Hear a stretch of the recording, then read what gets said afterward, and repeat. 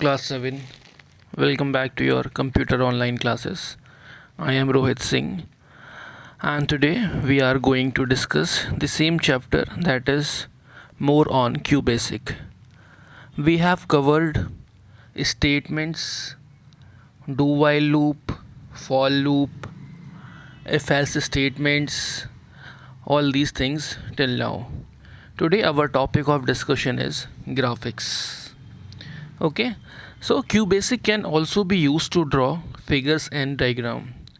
You can also draw different type of shapes like line, circle, rectangle, squares in QBasic. You can fill these shapes with colors. So basically our computer screen made up of pixels. Okay, pixels is the smallest unit of your computer screen. Okay, so the numbers of pixels horizontally and vertically determines the resolution of the monitor. Higher the resolution, the better is the quality of your picture display. Okay, often you might have heard that this picture has low resolution and this picture has high resolution. So what does that basically means? That basically means if a picture or if an image has low resolution, that means the numbers of pixels in that picture are very low, and if a picture has high resolution, then the number of pixels and in that picture are high. Okay, so our computer screen is basically divided into row and columns. We will discuss it further. So graphics, there are basically two modes in QBasic: text mode and graphics mode. Text mode, we were working all these commands in text mode. अब तो जब जो भी हमने पढ़ा था while loop, do while loop, if else, ये सब हम टेक्स्ट मोड में काम करते हैं. ठीक है, text mode where you work with programs and data, and graphics mode is used to draw pictures, geometric figures, colors, shapes, etc. Okay, so today we will discuss the graphics mode. So as I have already told you that your resolution of your screen or of your picture is specified as columns into row. Okay, suppose your screen resolution is 320 into 200 or 640 into 200. So what does that means? That means for a resolution of 320 into 200, the value of row is 320 and the value of column is 200. In this image you can see also, this is 320 and this is 200. Okay, the length of your image is 320 and your breadth of your image is 200. This image will have 320 into multiply 200. ठीक है, 320 into 200 pixels per square unit of your computer screen. Okay, so this is basically how your resolution measures in your computer screen, but this is not topic of our discussion. Our topic of discussion is basically what all are the commands in graphics mode. Okay, so first, to work in the graphics mode you need to change the mode of your screen. Okay, there are different modes available in the QBasic. The modes are screen 0, 1, 2, 3, 7, 9, 12 and 13. Okay, you do not need to mug up all these modes. This is all for your information only. The screen 0 is used to return the default text mode. It has 16 colors. Okay, it has the default text mode, which is screen 0. Screen 1 is for medium resolution graphics mode. Screen 2 is for high resolution graphics mode. Screen 12 is the highest resolution, and screen 13 is most used because it has 256 color. So whenever you are going to work on graphics mode, you will write this command screen. Okay, you will write this command screen and you specify the number of the mode as 0, 1, 2, 12 or 13. Suppose I want to work on 13 mode, I will write screen and then 13. Okay, then my mode will switch from text mode to graphics mode with the 256 colors. Now color command. So in QBasic you have different type of colors. These are the codes of colors: 0 for black, 1 for blue, 2 for green, 3 for cyan, as 15 for high intensity white. You have started from 0 till 15, you have different type of colors. Okay, you will write color and the code of that color and your color will appear. Now we will see the syntax of this color command. The color command can be used as color, foreground color, okay, then background color. Foreground color means आपके text का जो colour होता है जो बाहर की तरफ होता है, एंड बैकग्राउंड कलर मीन्स पीछे का कलर, आपकी जो स्क्रीन पे कलर आता है. ठीक है, अब हम क्या करेंगे, अब हम डायरेक्ट एक एग्जाम्पल देखेंगे जो हमने आपके कंप्यूटर पे किया हुआ है. ठीक है, उससे आपको और बेटर समझ में आएगा. So this is the interpreter of QBasic, जहाँ पर आप QBasic का प्रोग्राम लिखते हैं. So here my program is written as CLS. CLS आपको पता है क्यों यूज़ करते हैं. CLS is for clear screen. This is not necessary, आप लिखना चाहें तो लिखें, ना लिखना चाहें ना लिखें. फिर मैंने अपनी कमांड यूज़ की है. My command is colour. Okay, and colour का कोड क्या दिया है मैंने, 2, and 2 is for green. Now अब मैं ग्रीन में क्या करना चाहता हूँ, I want to print a simple word, print green. अब ये जो ग्रीन वर्ड है ये कैसा प्रिंट होगा, it will print into green colour. Okay, अगर मैं इसको टेक्स्ट मोड में प्रिंट करता तो ये सिर्फ वाइट प्रिंट होता, but here I have use graphics mode and I am printing colour green. So जो मेरा टेक्स्ट आएगा ग्रीन, वो ग्रीन कलर में आना चाहिए. Now see the output. जब मैं इसको रन करूँगा रन कमांड से, so here is my it will my output. So ये है मेरा आउटपुट. जो मेरा ग्रीन मैंने टेक्स्ट था वो ग्रीन कलर में आ गया. Okay, so you will write command colour and you will write the colour code. If I want to print red, so I will write colour 4, और जो भी मुझे टेक्स्ट देना है, तो जो मेरा टेक्स्ट है वो रेड कलर में आ जाएगा. Okay, now one more example hair, colour 2,4. 2 means foreground color, that is green, and 4 is background color, that is red, and I am printing green text on red background. अब क्या होगा, जो ये line लिखी है वो किस कलर में आएगी, ग्रीन कलर में, और इसके पीछे का जो कलर होगा background colour, it should be red. Now see the output. Background कैसा आ रहा है, इट इज़ रेड, एंड जो टेक्स्ट है वो कैसा आ रहा है, it is green colour. Okay, so this is how we use color command. Now line command. Line command is used to draw a line between 2 points. Okay, so the points are basically defined in XY format. The syntax of the line is as follows. अब line का syntax क्या है, सबसे पहले आप लिखते हैं line, LINE, then x1 y1 bracket में. x1 y1 क्या है अभी बताते हैं. देन आप डैश लगाएंगे, x2 y2. ओके, ब्रैकेट को बंद करेंगे, फिर कॉमा में I have C means colour. Okay, then comma में मैं दे सकता हूँ B या फिर BF. B मीन्स आपका होता है for drawing a box, and BF means drawing a box filled with a colour. Okay, ये B box and box with colour are optional. आप इसे चाहें तो यूज़ करें, चाहें तो आप इसे ना यूज़ करें. ठीक है, दीज आर ऑप्शनल. अब बात करते हैं मोस्ट इम्पॉर्टेंट कोऑर्डिनेट्स की. x1 y1 and x2 y2 क्या है. सो x1 and y1 is the starting point of the line. आप अपनी लाइन कहाँ से स्टार्ट करना चाहते हैं, ठीक है। जैसे कि हम सपोज मैं लाइन यहाँ से ड्रॉ करना चाहता हूँ, तो इस पॉइंट के जो कोऑर्डिनेट हो गए वो हो गए x1 एंड y1।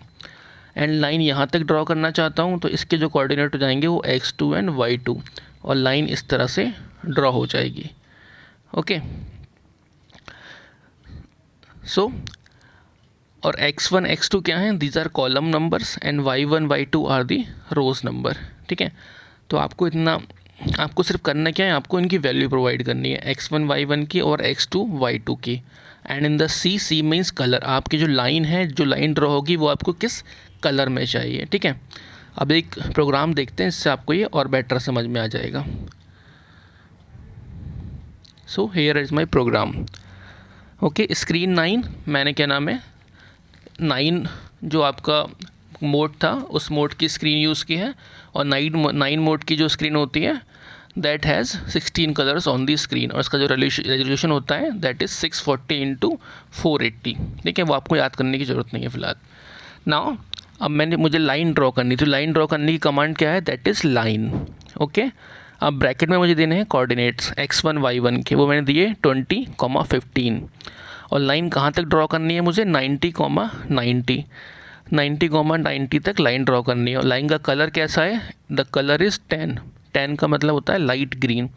तो अब मेरी जो लाइन ड्रॉ होगी वो स्क्रीन पे जो कोऑर्डिनेट्स होंगे 20, 15, ठीक है।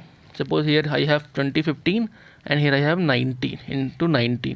तो यहाँ से यहाँ तक एक इसकी लाइन ड्रॉ हो जाएगी, और उस लाइन का कलर जो क्या होगा दैट इज़ 10, और 10 क्या है, लाइट ग्रीन। अब इस प्रोग्राम का आउटपुट देखते हैं। Okay, here is my output. ये मेरी लाइन ड्रॉ हो गई that is of green colour, ठीक है। तो वेरी सिंपल, आपको करना क्या है, सिंपल लाइन कमांड लिख के ब्रैकेट में कोऑर्डिनेट देने x1 y1 और x2 y2 और उस लाइन का कलर। ओके, अब हम एक एग्जांपल देखेंगे जहाँ पर हम बॉक्स यूज़ करेंगे, ठीक है, बॉक्स फिल्ड विद कलर। यहाँ पर हमने क्या किया, सेम काम 20, 15 दिया, 90, 90 दिया जो हमारे सेम कोऑर्डिनेट थे, 10 हमने कलर दिया जो लाइट ग्रीन था, और हमने इस बार BF मीन्स क्या था, box filled with a colour. अब कि हम एक बॉक्स ड्रॉ करने वाले हैं, ठीक है। बेसिकली होगा क्या, जैसे अभी हमारी जो लाइन ड्रॉ होती, सपोज यहाँ से लेके यहाँ तक की लाइन ड्रॉ हुई थी, ठीक है। तो क्या होगा, इस तरह से आपका एक बॉक्स ड्रॉ हो जाएगा लाइन ड्रॉ होने की जगह, ठीक है। आउटपुट देखते हैं इसका। सो ओके, ग्रीन कलर का आपका एक बॉक्स ड्रॉ हो गया that is filled with colour. Okay, now next line, एक और एग्जांपल ले रहे हैं, ठीक है। लाइन 0,0 स्क्रीन के एकदम स्टार्टिंग पॉइंट का हमने कोऑर्डिनेट लिए, और 320 into 240 सेकेंड कोऑर्डिनेट लिए हमने जहाँ तक हमें लाइन ड्रॉ करनी है। और इस बार हमने जो 15 जो कलर कोड लिया है that is bright white.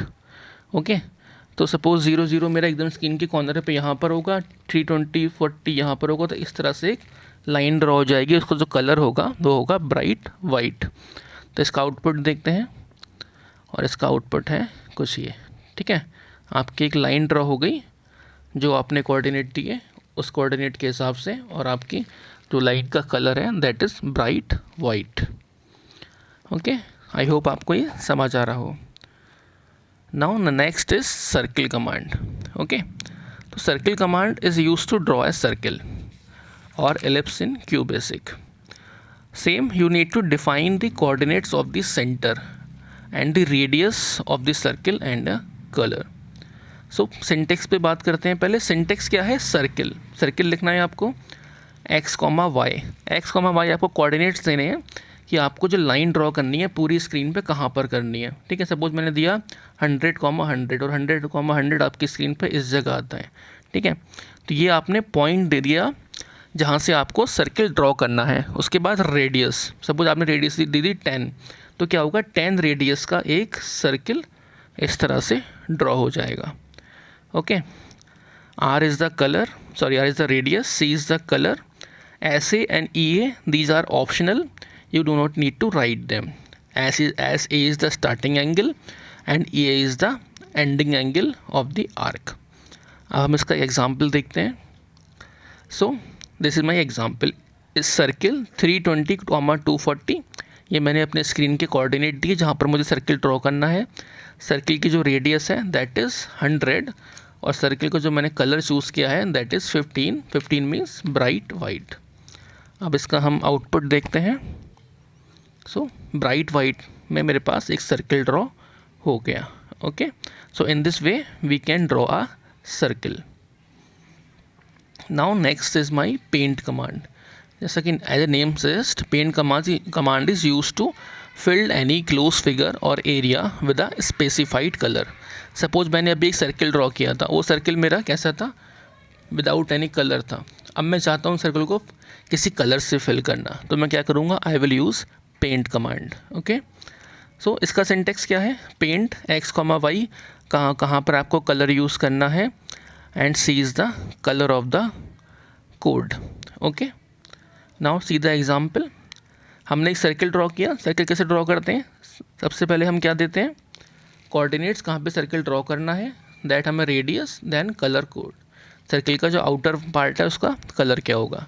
Okay, and 4 means 4 have red.